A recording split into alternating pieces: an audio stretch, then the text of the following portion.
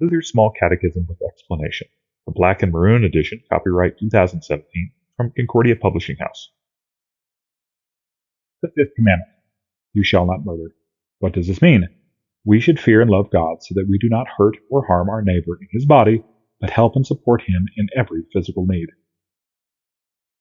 Question 60, the second part of the question, the A part of the second question of the Fifth Commandment. Second, we fear and love God by looking after the physical well-being of our neighbor. We do this by A, coming to the aid of our neighbor.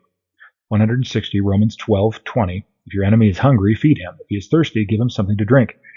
Read about how Abraham rescues Lot in Genesis 14:12-16, how David protects Saul in 1 Samuel 26:1-12, and the story of the Good Samaritan in Luke chapter 10, verses 33-35. Genesis 14:12-16. They also took Lot, the son of Abram's brother, who was dwelling in Sodom, and his possessions, and went their way. Then one who had escaped came and told Abram the Hebrew, who was living by the oaks of Mamre, the Amorite, brother of Eshcol and of Aner.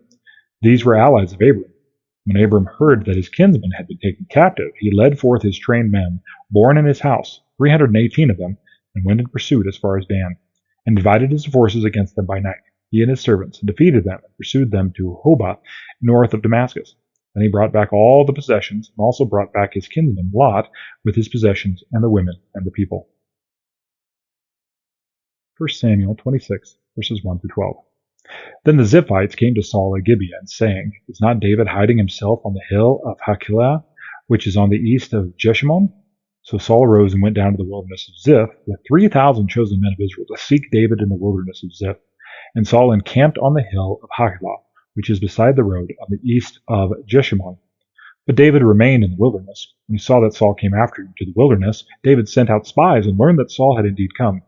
Then David rose and came to the place where Saul had encamped. David saw the place where Saul lay, with Abner, the son of Ner, the commander of his army.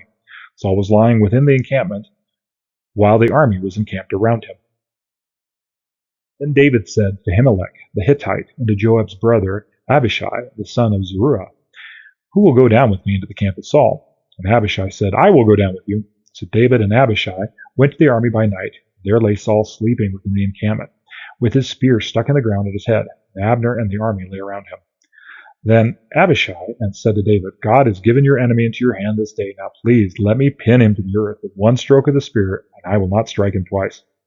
And David said to Abishai, Do not destroy him, for who can put out his hand against the Lord's anointed and be guiltless? And David said, As the Lord lives, the Lord will strike him, or his day will come to die, or he will go down into battle and perish. The Lord forbid that I should put out my hand against the Lord's anointed. But take now the spear that is at his head and the jar of water, and let us go.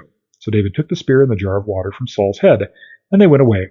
No man saw it or knew it, nor did any awake, for they were all asleep, because a deep sleep from the Lord had fallen upon them. Luke 10:33-35. But a Samaritan, as he journeyed, came to where he was, and when he saw him, he had compassion. He went to him and bound up his wounds, pouring on oil and wine. Then he set him on his own animal, and brought him to an inn, and took care of him. And the next day he took out 2 denarii and gave them to the innkeeper, saying, Take care of him, and whatever more you spend, I will repay you when I come back. What does this mean? Coming to the aid of our neighbor. Now, there's a lot involved when we talk about the aid of our neighbor. Now, granted, in this commandment, it really has a flavor of physical aid as opposed to a verbal aid that you might have that's a little later on in another commandment. But really talking about the aid, what does our neighbor need and how can I help him? And that's sometimes hard because sometimes our neighbor will ask for something that's not what they need, and they're kind of maybe trying to bilk you, or they don't even know what they need themselves. Many times you can tell is that when the neighbor is helpless.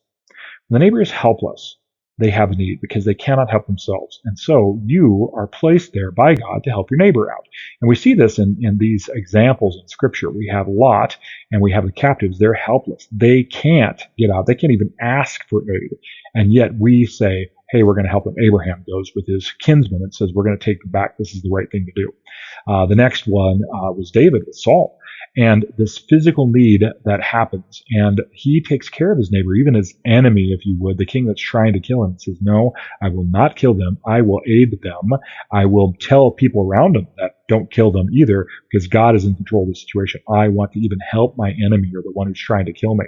And then the Good Samaritan, and that's a very famous parable, but Jesus talks about the Samaritan. Now, this is an enemy of Israel. This is a person who says, oh, they're the worst kind of people for the Judah Israelites at the time.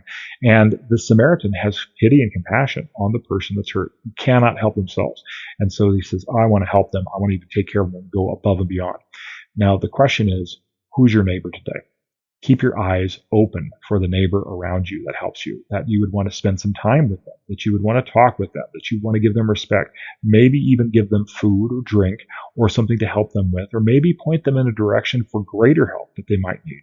But who's your neighbor? It might be somebody on the street, might be somebody close to you, it might be even somebody in your own church or your own family. They can be your neighbor as well, and we're supposed to aid and protect them. The Lord bless your day as well as your week.